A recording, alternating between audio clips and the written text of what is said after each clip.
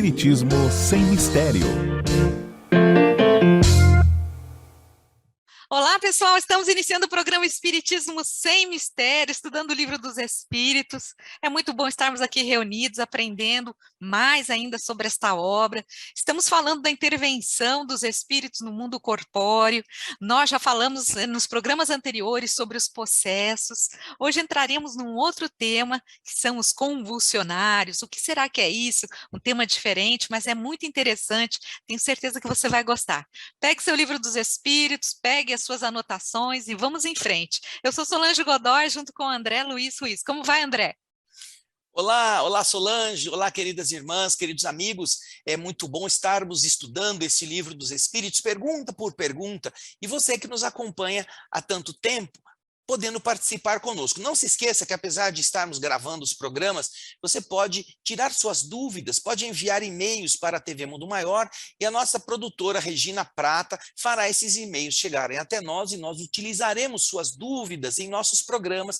Às vezes nós já fizemos inclusive programas só de respostas a perguntas, a comentários dos nossos telespectadores. Então, nós temos essa equipe maravilhosa, que eu já citei aqui a produtora Regina Prata, mas também tenho que citar os outros dois heróis da resistência, aqui o nosso Rogério Prata, o Rogério Palma e o Jefferson Carvalho. Não é mesmo, Solange? É isso mesmo, graças a essa equipe você recebe tudo com qualidade de áudio, vídeo, as imagens, então é muito bom, não é? Vamos aproveitar, porque as coisas boas nós temos que desfrutar e aprender, e essas informações do plano espiritual estão aí, do plano espiritual superior para nós, é o nosso consolador prometido que vem através do Livro dos Espíritos. E nós já podemos iniciar então com o slide número 1, aquele slide que nós abrimos o programa, que traz aquelas imagens, que vocês estão vendo agora, as imagens das pessoas encarnadas, não é? E de como o plano espiritual acaba influenciando o mundo corpóreo. Nós vemos os espíritos envolvendo os encarnados, e aqui, de forma negativa, você vê quando as pessoas estão bebendo ou fumando, os espíritos que se aproximam e inalam essas emanações, não é, dos encarnados, e, ou seja, de uma forma negativa ou de uma forma positiva, quando a gente vê no slide do meio, como é bonito ver a presença de mentores espirituais, nos intuindo, nos auxiliando, emanando de si essas vibrações tão bonitas, tão belas. Então, esse é o slide primeiro, e nós podemos dar continuidade, André, ou você quer Sim, comentar ainda sim. alguma coisa? Não, vamos para frente. Nós vamos começar o tema convulsionários. Algumas pessoas têm a ideia da convulsão como sendo um processo de doença, um processo mórbido, pessoas que sofrem ataques, ou epilepsias, ou outros tipos que entram naquilo que se chama convulsão. Então elas babam, elas escorrem pela boca um líquido, ou elas caem, batem a cabeça, ou elas estremecem. Esse estado convulsionário que demonstra uma instabilidade neurológica, atualmente é comum, é conhecido como uma coisa que é própria de determinados tipos de enfermidades. Porém, Kardec está usando este termo também lá em 1857, com uma ligação a um estado alterado de consciência interessante. Você vai ver no slide número 2, uma definição do convulsionário que Kardec está apresentando para nós. A imagem à esquerda é de François de Paris. Ele é um sacerdote, um diácono que vivia em Paris. E nós vamos explicar mais para frente um pouquinho do que é que ele está tratando. E você vê à direita, no texto, que convulsionários têm uma explicação. São fanáticos franceses do século XVIII, em que a exaltação religiosa produzia convulsões. Durante estas convulsões, esses estados anômalos, eles tinham a faculdade de resistir a pancadas ao corpo. Batiam neles, eles não sentiam nada. Falavam línguas ignoradas, que eles não sabiam, que eles não tinham aprendido. Tinham facilidade de ler pensamentos, e quando eram postos em contato com doentes, experimentavam as dores destes doentes, nos mesmos lugares em que os doentes se encontravam enfermos. Então você vê que é um estado alterado, um estado de consciência estranho, anormal, durante o qual algumas sensações estavam muito alteradas, não havia explicação para aquilo. E o que tem a ver esta imagem deste diácono de Paris? Você vai na Revista Espírita, eu tenho aqui este exemplar de uma coleção antiga, muitos conhecem essa coleção da Revista Espírita. Ela tem o conjunto de todas as revistas publicadas por Kardec. Quando você vai na Revista Espírita de 1859, ela é construída mensalmente, né? Então ele reúne todos os meses daquele ano e elaboram então uma publicação única, como um livro. Kardec mensalmente fazia referências a diversas coisas interessantes que aconteciam no mundo invisível, no mundo visível, as relações, e ele conta em novembro de 1859 esta situação do diácono François Paris. O que aconteceu com ele? Ele era um homem simples, que tinha uma herança de um pai importante, mas ele renuncia a essa herança e ele vai viver modestamente. Ele se torna um fabricante de meias, porque ele se agrega a uma religião católica, ele entra no mosteiro e ele fabrica meias para os pobres. Ele se flagela, ele se exige, como antigamente as pessoas costumavam fazer para demonstrarem sua fé em Deus, livrando-se dos apegos no mundo. Ele não tinha assim muito poder intelectual, não era um intelectual famoso, mas ele era muito devotado aos miseráveis. Ele então viveu de uma forma modesta, de uma forma simples, e ele morre cedo. Ele morre com um pouco mais de 30 anos. E o seu irmão, que era um homem, portanto, mais abastado do que ele, porque ficou com a herança do pai, o seu irmão mandou construir um túmulo num pequeno cemitério da igreja de Saint-Médard, uma igreja que tem em Paris, existe até hoje. E as pessoas que iam lá iam rezar em agradecimento a esse clérigo, esse François Paris, que havia morrido e tido seu corpo sepultado nessa pequena comunidade de cemitérios próximo da igreja de Saint-Médard.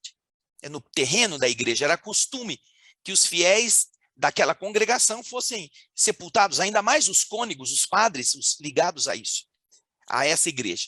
Eles iam então fazer orações ali em agradecimento. Outros iam lá, alguns ricos, eles tinham sido edificados, eles tinham aprendido coisas boas com ele, também iam lá. E ali começaram a acontecer certas curas. Já fazia 10 anos que ele tinha sido enterrado nesse cemitério.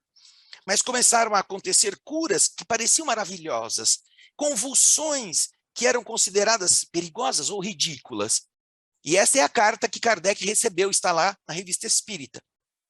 A autoridade legal na época foi obrigada a fazer cessar esse espetáculo, determinando o fechamento do cemitério em 27 de janeiro de 1732. O rei Luís XV mandou fechar o cemitério. Então, esses entusiastas da fé passaram a realizar suas convulsões em casas particulares. Na opinião de muita gente, o túmulo do diácono Paris foi o túmulo do jansenismo, uma corrente política da época. Mas algumas pessoas viam nesses fenômenos o dedo de Deus. E ainda mais se ligavam a essas seitas que produziam tais maravilhas. Entre os fenômenos estranhos, está aqui na Revista Espírita, que aconteciam, que os convulsionários de Saint-Médard estavam o quê? Primeiro, a faculdade de resistir a pancadas tão terríveis que os corpos deveriam ficar esmagados. Segundo, a de falar em línguas ignoradas ou que eles já tinham esquecido. Terceiro, um desdobramento extraordinário da inteligência. Os mais ignorantes entre eles improvisavam discursos sobre a graça, sobre os males da igreja, sobre o fim do mundo. E outros tinham a faculdade de ler pensamentos. Colocados em contato com os doentes, eles sentiam as dores destes nos mesmos lugares. Era muito frequente ouvi-los falando sobre diversos e predizendo diversos fenômenos que eram anormais, que iriam sobrevir no curso de suas doenças. A insensibilidade física, o não sentir dor pelo êxtase, deu lugar a cenas atrozes. A loucura chegou a ponto de realmente crucificarem vítimas infelizes, de lhes fazer sofrer todos os detalhes da paixão de Cristo. E estas vítimas, o fato é atestado pelas mais autênticas testemunhas, elas pediam as terríveis torturas, designadas entre os convulsionários pelo nome de grande socorro. Termina Pauline Rolland, que escreveu a carta, dizendo: a cura dos doentes se operava pelo simples toque na pedra do túmulo, ou pela poeira que encontravam em volta e que tomavam com qualquer bebida ou aplicavam sobre as úlceras. Estas curas, que foram muito numerosas, são atestadas por milhares de testemunhas, muitas das quais são homens de ciência, no fundo incrédulos, que registraram os fatos sem saber a que atribuí-los. Olha só que interessante. Estes são, então, os convulsionários. Você vê a cena que Kardec leva ao Livro dos Espíritos, perguntando aos espíritos aquilo que nós vamos ver daqui a pouquinho. Então, o nosso querido Rogério vai colocar o slide 3, só para fazer a referência para as pessoas poderem ver de onde nós tiramos isto.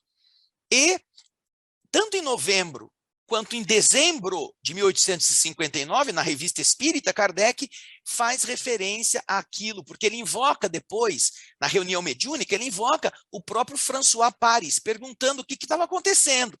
E depois o espírito de São Luís, ou melhor, acho que São Luís ou São Vicente de Paula, que vem para São Vicente de Paulo, vem explicar algo sobre também esses fenômenos.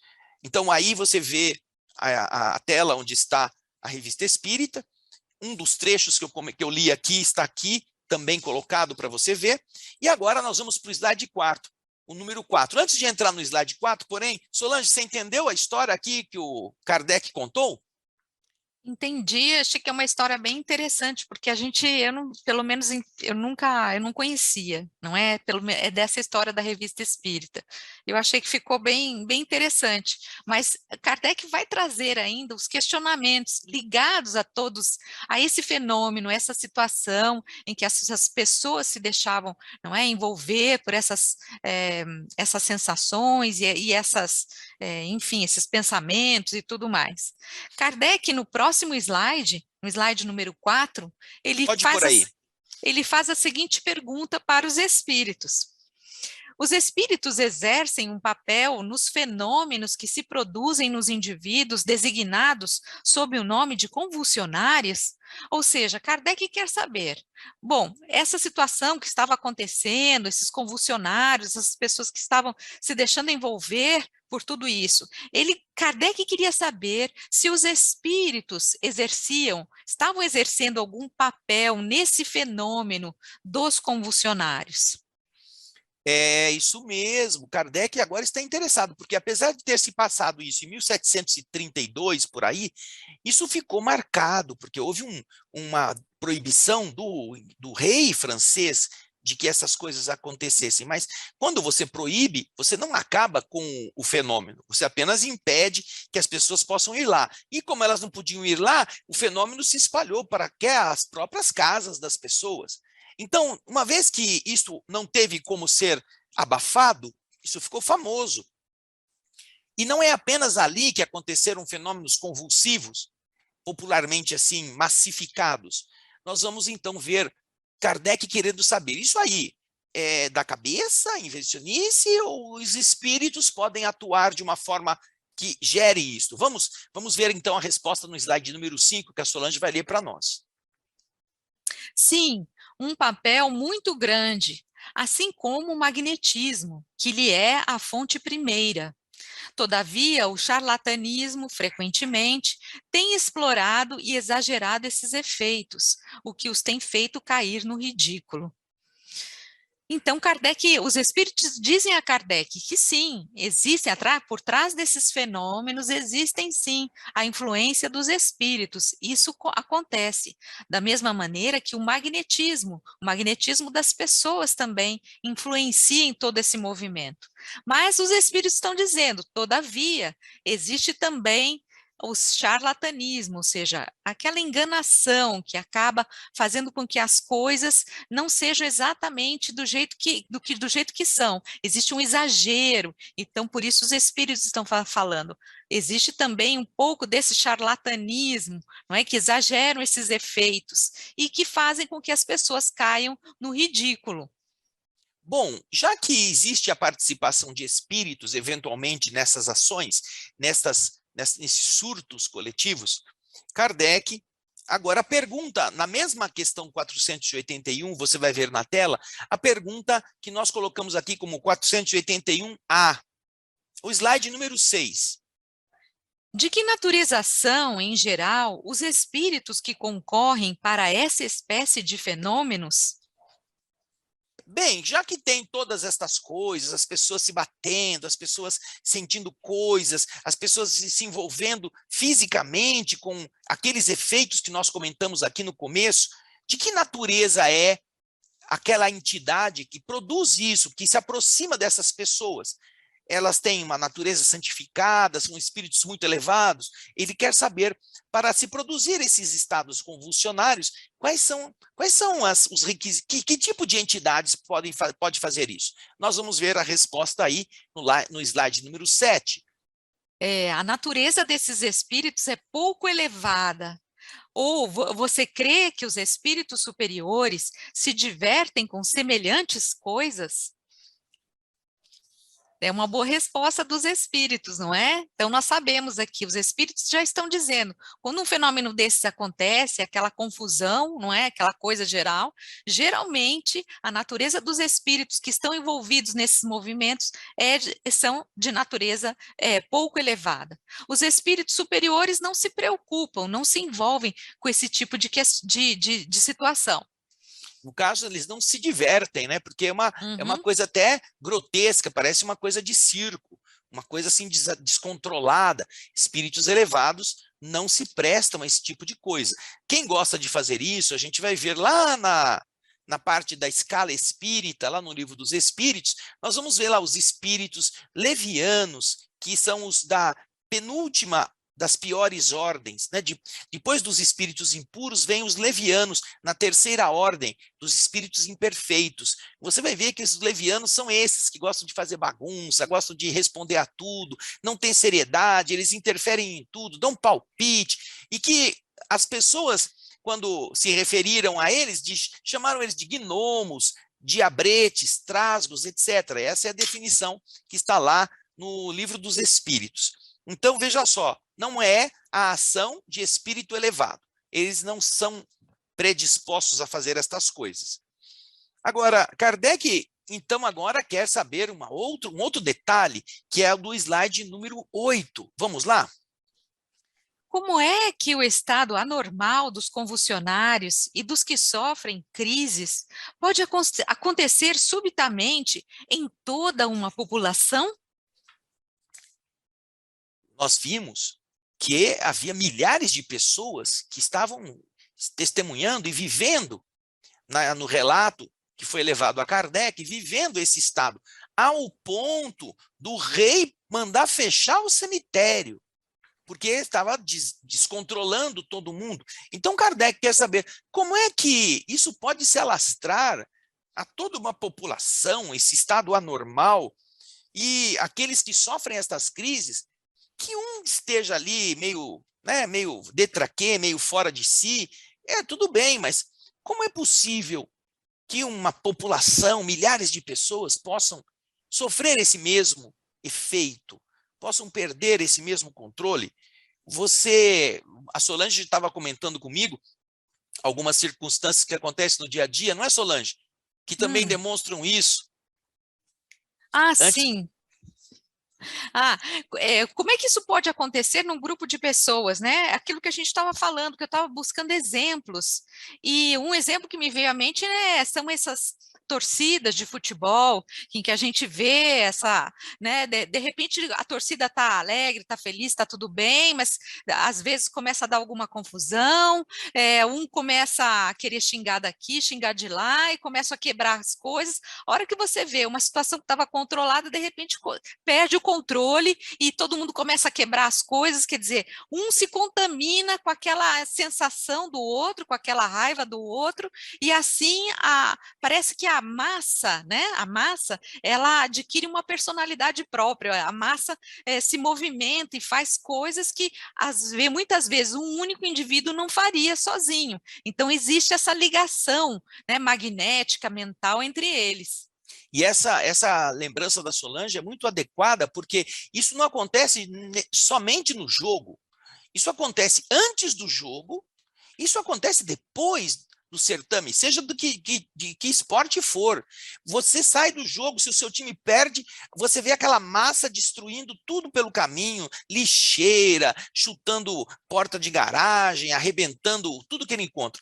Se o time ganha, é na felicidade, então, que eles fazem a mesma coisa. Eles quebram garrafa, eles quebram vidro, eles acham que eles têm o direito de fazer qualquer coisa porque o time ganhou. Ou seja, é uma coisa insana que não se explica normalmente, porque essas pessoas que estão ali são pessoas que trabalham normalmente, são chefes de empresa, são funcionários públicos, são pessoas que estão vivendo uma vida normal fora dali, mas que naquele momento parece que, vamos dizer assim, né, baixou o capeta no cara, né? Não, apesar de a gente saber que não é bem assim, a gente vê como que essas coisas podem acontecer.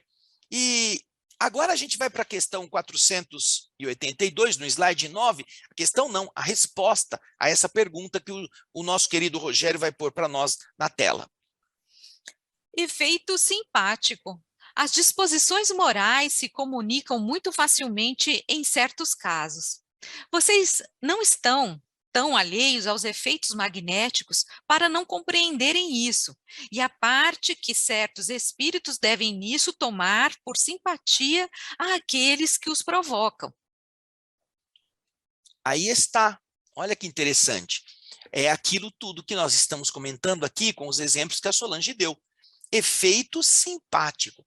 O simpático, você começa a dar risada num lugar, daqui a pouco está todo mundo rindo, sem saber por quê. Estão rindo de você, estão rindo da sua maneira de ser, daquilo que você está pensando e está dando risada, uma gargalhada, é aquele povo todo gargalha. Alguém abre a boca de sono. Daqui a pouco a Solange vai abrir a boca também. Daqui a pouco o outro vai abrir a boca também. Você vê que há uma contaminação. As disposições morais, ele disse aqui, elas se comunicam mais facilmente em certos casos. E isso não é desconhecimento, isso não é do desconhecimento das pessoas, porque existe, nesse instante, uma inclinação coletiva e as entidades que se simpatizam com esses comportamentos, que geram mais estímulo, vamos dizer, mais gasolina na fogueira. Tem os que encarnados gostam daquilo e tem os que desencarnados querem fazer aquilo ficar pior, não é mesmo? Daí, Kardec faz um comentário a essa questão que a Solange vai ler, são os dois próximos slides, o comentário de Kardec, vamos lá? Entre as faculdades estranhas que se distinguem nos convulsionários, reconhecem-se, sem dificuldade, as que o sonambulismo e o magnetismo oferecem. Numerosos exemplos, tais são a insensibilidade física, o conhecimento do pensamento, a transmissão simpática das dores e etc. No próximo slide.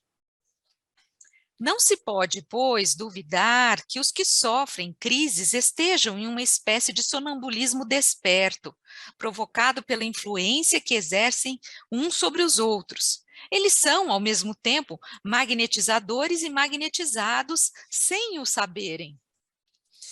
Aqui você vai entender algumas coisas interessantes, que nós já falamos lá atrás no sonambulismo. Quando falamos do sono e dos sonhos, os capítulos anteriores do Livro dos Espíritos, uma boa parte esteve voltada para as questões do sonambulismo. O médium sonambúlico é aquele que sai do corpo e fica o corpo entregue a um estado de torpor, como se estivesse dormindo profundamente, enquanto que o seu perispírito vai em busca do entendimento das necessidades dele no outro lado. Nós vamos encontrar isso, inclusive, bem descrito em alguns capítulos do livro Nos Domínios da Mediunidade. Os chamados médiuns de desdobramento, ou médiuns inconscientes, médiuns sonambúlicos. E nessas condições, eles estão tão insensíveis, o seu desligamento do corpo é tão intenso, que os pesquisadores, e eu conheci uma médium que tinha essa característica, quando ela saía do corpo, algumas pessoas que estavam perto, até com o intuito de estudo, vejam só, hein, iam estudar a sua faculdade mediúnica, elas queimavam a ponta do cigarro no braço da médium. Ou pegavam um alfinete e enfiavam no médium, porque queriam provar que ela estava fingindo, que ela era uma pessoa que estava fazendo de conta, que ela tinha saído do corpo. E quando terminava a experiência e ela voltava ao corpo, ela via o seu braço queimado, ela via a agulha espetada no braço dela e não sabia por quê. Tal a sua insensibilidade em relação àquilo que estavam fazendo com o seu organismo. Então, você vê que no estado sonambúlico, esses efeitos de não sentir as dores, de não ser facilmente acessível a esse tipo de agressão física ou aos maus tratos que alguém possa receber, são comuns. São comuns. Como também os outros fenômenos, da transmissão do pensamento, da visualização à distância. Então, ele está dizendo aqui, no comentário de Kardec, que essas pessoas, elas sofrem uma espécie de um sonambulismo desperto. Elas como que entram neste campo sonambúlico sem estarem adormecidas. E podem ser produzido isso pela influência coletiva, uns sobre os outros. Isso os torna, ao mesmo tempo, um magnetiza o outro e o outro se deixa magnetizar. É um processo de uma hipnose, de uma influenciação coletiva bastante intensa. E é isso que Kardec está explicando. Quer comentar alguma coisa, Solange? Eu acho que está bastante claro, André, essa questão dessa magnetização, vamos dizer assim, de mão dupla, né? Existe esse envolvimento dos pensamentos, das ações, essa magnetização, e acho que fica bastante claro. E Kardec, então, vai fazer uma pergunta relacionada a isso que você contou, a esse exemplo que você deu agora há pouco, com relação à médium que passa por essas dores, esses testes ligados à sensibilidade. Porque Kardec, no próximo slide, no slide 12, ele pergunta o seguinte: qual é a causa da insensibilidade física que se nota, seja em certos convulsionários, seja em outros indivíduos submetidos às torturas mais atrozes? Isso mesmo, tem a ver com aquilo que nós estamos falando. E olha, ele cita aqui médiuns, né?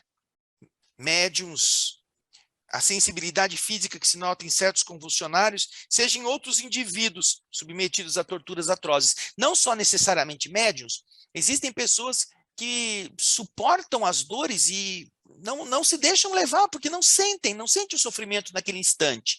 E por que isso acontece? A pergunta dele. Vamos então ao slide 13, ver o que os espíritos respondem. Vamos lá? Em alguns, é um efeito exclusivamente magnético que age sobre o sistema nervoso, da mesma forma que certas substâncias.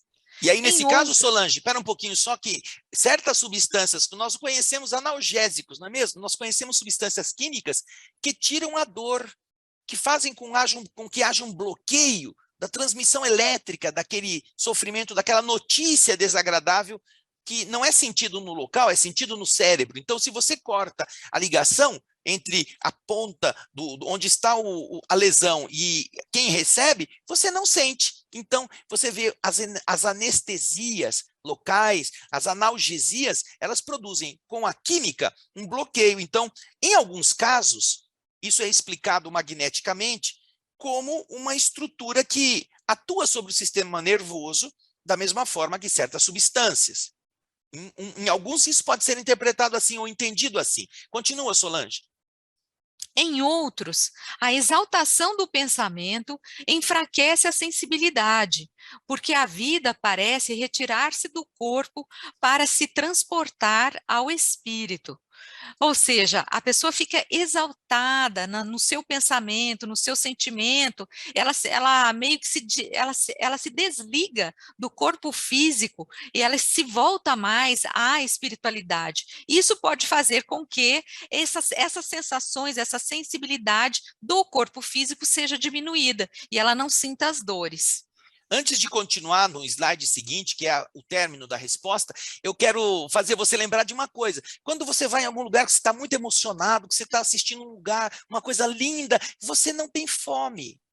Você pode ficar ali 2, 3, 4 horas, você esquece de que tem que comer, você esquece que tem sede, você fica embevecido.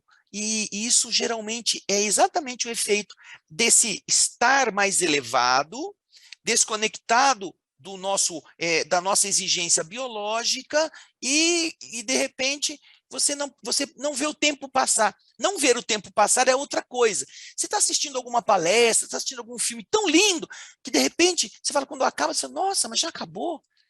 Aí você vê, fiquei 2 horas ali, atento, e não percebi o tempo.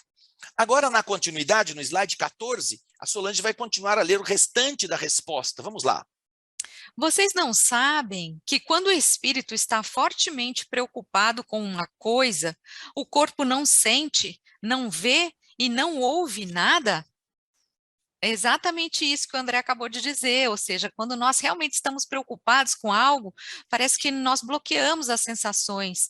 Quantos não são, me veio à mente agora, quantos não são os casos, se bem que talvez aqui, não sei se encaixaria muito bem, mas em que as pessoas sofrem acidentes, por exemplo, e elas estão numa situação que de repente elas cortaram uma parte do braço, da perna, só que elas, apesar de terem feito o corte, elas continuam agindo normalmente, resgatam pessoas, saem do local do acidente, carregam coisas, e só depois, quando elas param para ver o que aconteceu de verdade, é que aí sim elas começam a sentir aqueles efeitos no corpo físico. Então, Numa acho que guerra, tem um pouco a Solange, ver com isso, numa exatamente. guerra.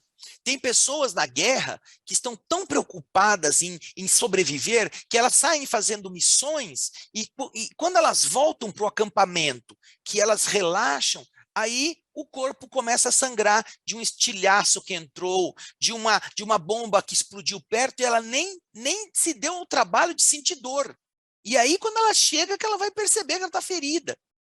Há casos de pessoas que sofrem acidentes de carro, o pai, a mãe, que passam desespero para tirar os filhos de dentro do veículo e fazem tudo, e às vezes estão com o braço lacerado, com alguma parte do corpo quebrada, e eles não percebem. Vão perceber isso só depois que conseguiram resgatar todo mundo, e aí então eles relaxam. Vejam só. Então você vê que os espíritos estão explicando que são efeitos também do indivíduo que sai do corpo de uma certa forma consciente, sem notar isso, preocupado com um outro foco. E quando isso acontece, o organismo se concentra naquele ponto e deixa o restante para que o tempo depois é que venha a revelar. E na sequência, Solange, nós temos os slides 15, 16 e 17, que são os comentários que Kardec faz a respeito deste tema. O Rogério pode pôr para nós o primeiro deles, que é o slide número 15. A exaltação fanática e o entusiasmo oferecem frequentemente nos suplícios o exemplo de uma calma e de um sangue frio que não triunfaram de uma dor aguda se não se admitisse que a sensibilidade se encontra neutralizada por uma espécie de efeito anestésico. Veja só, essa sensibilidade não triunfariam se não estivessem sob um efeito anestésico. É o que Kardec está comentando. Nos suplícios, pessoas que vão ser decapitadas, pessoas que vão sofrer ataques violentos para perderem a vida, e às vezes se mantém num sangue frio, numa calma, que não se explicaria se não fosse por essa sensibilidade suprimida pelo efeito anestésico psicológico, vamos dizer assim, que a pessoa se impôs. Esse sangue frio, não é, nos fanáticos religiosos, alguns que se machucam, né? Eles batem com pregos, eles andam em cima de ferpas, de farpas, de carvão incandescente, exaltação religiosa, ou entusiasmo, alegria, grandeza e glória, aquela coisa toda. E aí, continua Kardec explicando. Vamos lá, Solange, continua no mesmo slide. Sabe-se que no calor do combate, a pessoa não se apercebe, frequentemente, que de um ferimento grave, enquanto que, em circunstâncias ordinárias, uma arranhadura a faria estremecer. Isso, pode ir para o outro slide, Rogério. Visto que esses fenômenos dependem de uma causa física e da ação de certos espíritos, pode-se perguntar como ele pôde depender da autoridade para cessar em certos casos. A Como é razão que... é sim. Peraí, Solange, espera só um pouquinho. A pergunta de Kardec é exatamente essa. Dependem de uma causa física e da ação de certos espíritos que podem fazer a pessoa ficar insensível naquela área. Como é que estes fenômenos puderam depender de uma autoridade que as possa fazer cessar? Como? Ou de uma autoridade que faça que a pessoa não sinta estas coisas? E aí, nós vamos ver a continuidade. Isso. A razão é simples. A ação dos espíritos não é aqui senão secundária. Eles não fazem mais que aproveitar uma disposição natural. O slide seguinte termina a explicação. A autoridade não suprimiu essa disposição, mas a causa que a entretinha e exaltava. De ativa passou a latente, e tinha razão de agir assim, porque resultava abuso e escândalo. Sabe-se, de resto, que essa intervenção nenhum poder tem quando a ação dos espíritos é direta e espontânea. Ele está citando aqui o fato da autoridade do rei ter mandado fechar o cemitério, e com isso os fenômenos acabaram, porque depois de algumas semanas não se ouviu mais falar disso.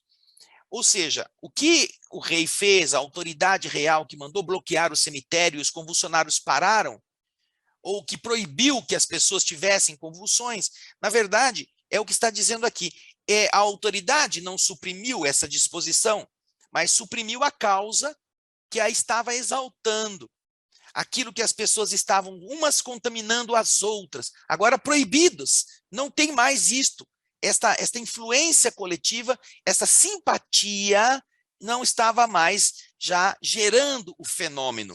Então, esta autoridade, como ele diz no final, seja a ordem do rei, seja alguma outra disposição para impedir que o fenômeno aconteça, ela não tem nenhum poder quando a convulsão está sendo produzida diretamente por espíritos e ela é espontânea.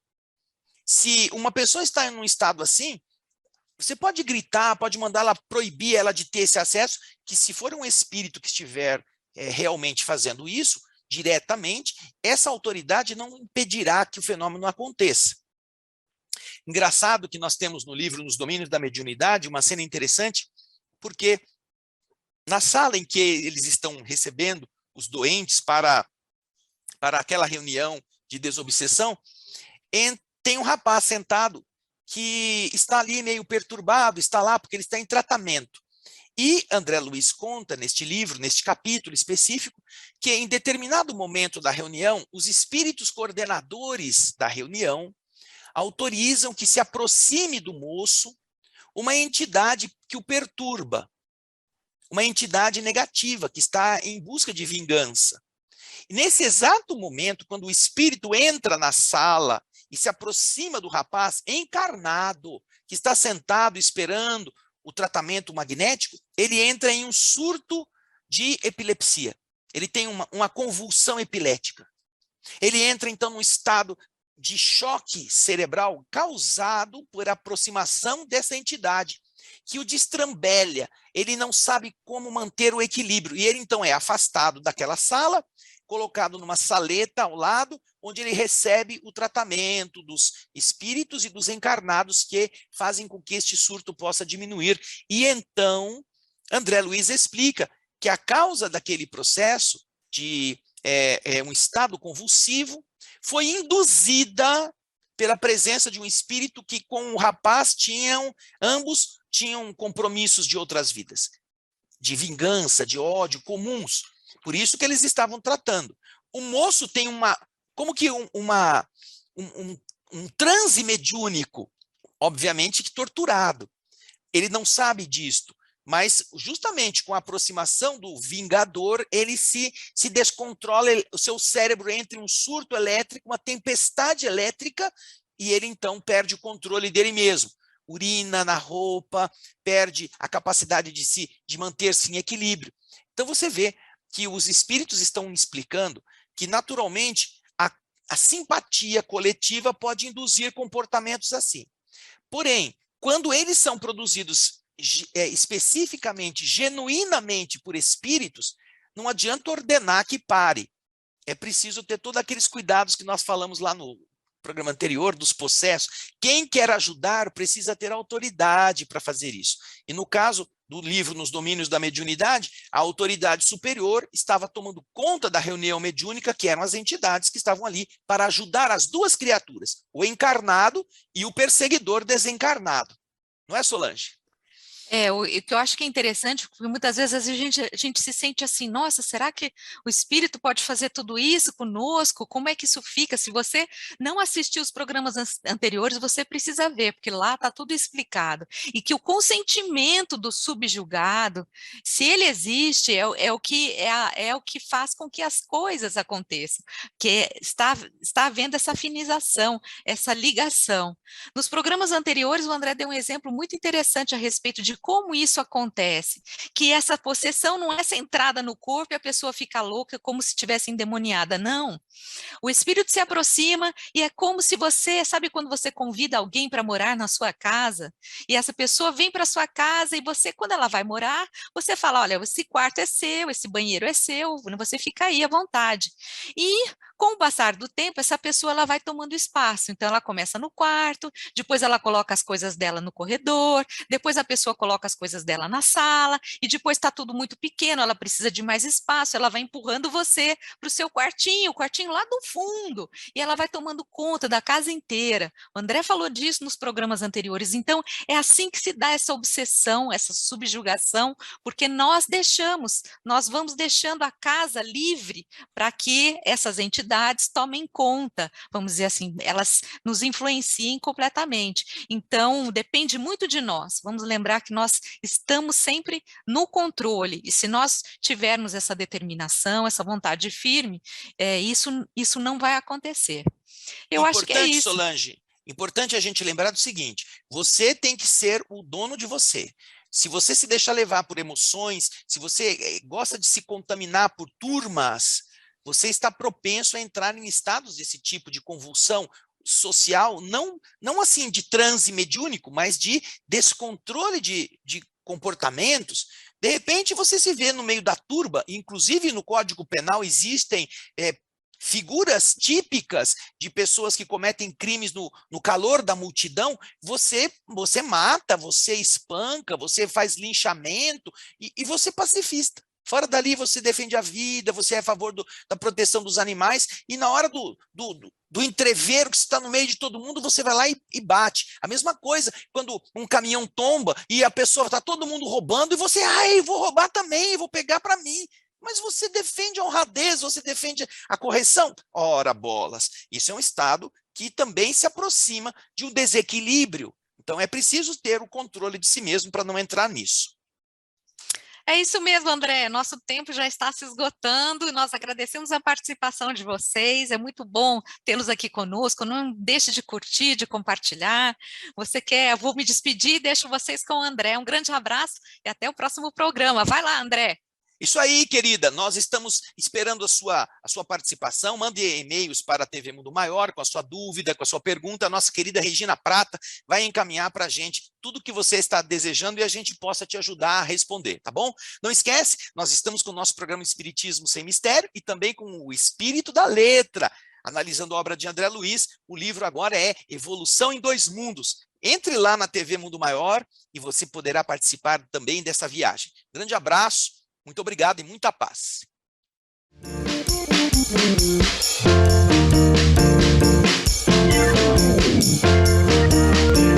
Termina aqui. Espiritismo Sem Mistério.